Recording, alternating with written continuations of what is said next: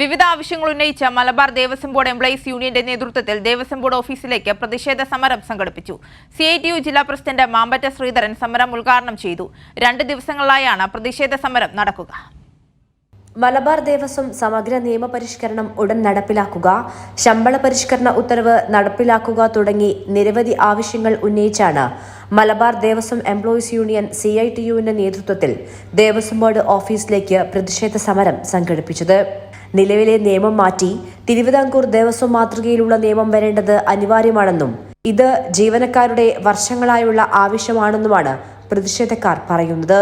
സാമ്പത്തിക പ്രതിസന്ധിയിലാക്കി കേരളത്തെ കേന്ദ്രം ഞെരുക്കുകയാണെന്നും അതുവഴി പല ആനുകൂല്യങ്ങളും ലഭ്യമാവാതെ കിടക്കുകയാണെന്നും പരിപാടി ഉദ്ഘാടനം ചെയ്തുകൊണ്ട് CITU ജില്ലാ പ്രസിഡന്റ് മാമ്പറ്റ ശ്രീധരൻ പറഞ്ഞു.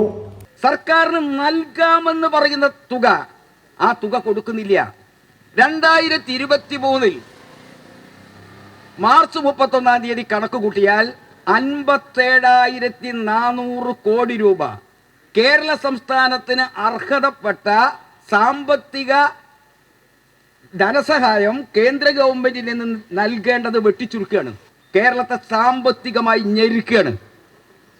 ഈ ഞെരുക്കം കേരളത്തിൽ അനുഭവിക്കുന്നത് കൊണ്ട് വിവിധ വികസന പ്രവർത്തനങ്ങൾക്കുള്ള, വിവിധ പദ്ധതികൾക്കുള്ള, വിവിധ ക്ഷേമകാര്യങ്ങൾക്കുള്ള ആനുകൂല്യങ്ങൾ കുറയപ്പെടുകയാണ്. Malabar Devaswom employees union CITU president AK Padmanabhan സമരപരിപാടിയിൽ അധ്യക്ഷത വഹിച്ചു. തൃശൂർ, പാലക്കാട്, മലപ്പുറം, വയനാട് ജില്ലകളിൽ നിന്നായി 100 കണക്കിന് ക്ഷേത്ര ജീവനക്കാരാണ് സമരത്തിൽ പങ്കാളികളായത്. കൈരളി ന്യൂസ്, കോഴിക്കോട്.